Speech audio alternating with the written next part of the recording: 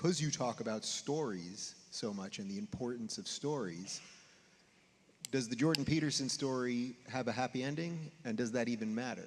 Or what do you think the ending of the Jordan Peterson story is? I don't have any idea. You know, from the time I was about 20, I kind of had a sense of what would happen to me. I had some sense of it, but it really only extended till I was about my age, 50, something like that. And I didn't know I didn't have a vision for after that. And see, I thought when I wrote Maps of Meaning, I remember telling one of my peers, I said, I think everyone will think the way that I think in this book in 50 years. And he said, well, that's a pretty grandiose claim, I guess that was it. Something like, well, fair enough, you know, but by the same token, I wasn't taking credit for the ideas. Like, I was taking some credit for clarifying them. The ideas were already there. They're everywhere, those ideas, but clarifying them is something. And so I knew that what I was working on in Maps of Meaning was at the center of things in some sense. And that manifested itself in my teaching career because, well, I taught at Harvard for 6 years, and the course there, which was based on my book, was very, very popular, and students regarded it as life-changing, and the same thing happened at the University of Toronto. And so I knew that power was in those ideas. But I don't see my future very clearly from here on in.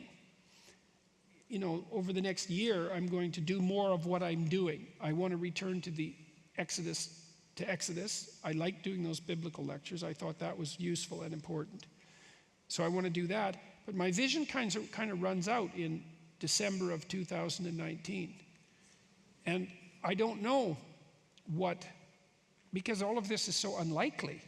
You know, I've thought for the last 2 years, every single day, I've thought, well, this has got to come to an end. Like, this is ridiculous. And this is ridiculous. It can't continue. But it is continuing. And so I have no idea. How do you predict something like that?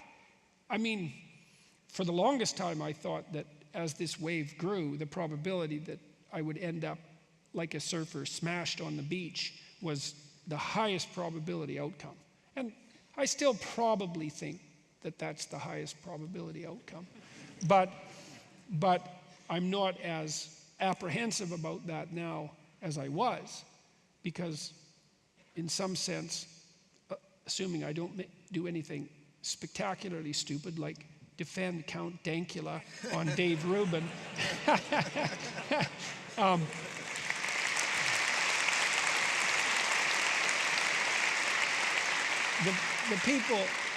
the people who would have liked to have taken me out have thrown the worst that they could throw at me, as far as I can tell.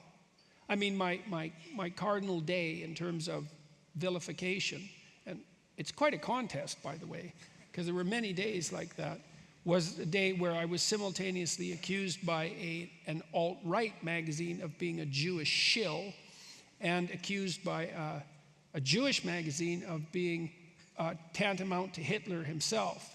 I thought, well, that pretty much does it. It's like the Nazis hate me because I'm a Jewish shill, and this particular Jewish publication, you know, compared me to Hitler, and I thought, well, that's it. Where else do you go after that? We're going to call me Mao? It's like, it's still already, that's just not that much past Hitler.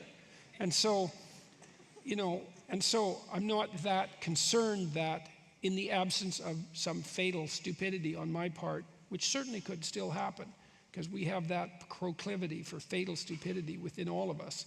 I'm not too concerned that I'm going to be taken out by my ideological opponents, but by the same token, this is a pretty unwieldy and unprecedented situation to be in, and so I'm not under any illusions about its stability or safety. So, who knows, man? Well, I'll stick with you as long as you'll keep me.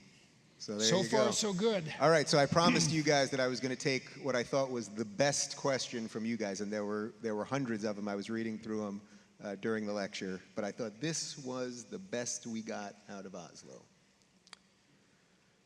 Will you move to Oslo and run for Prime Minister of Norway?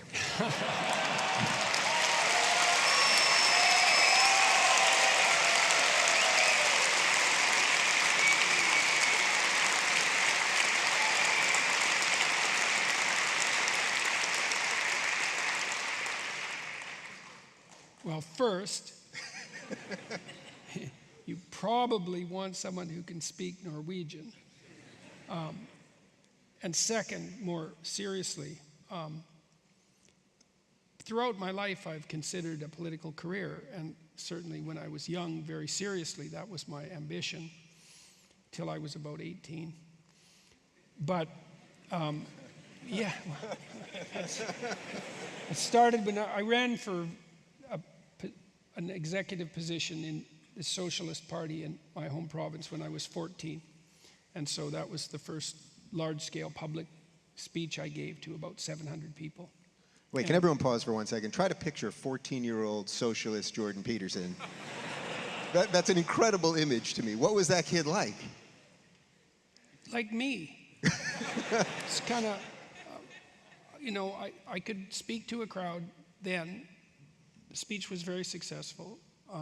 I lost the position by 13 votes out of 700, something like that. And, I had the audience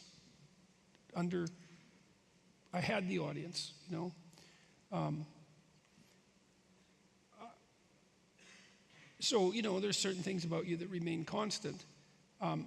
Hopefully I know more than I did then.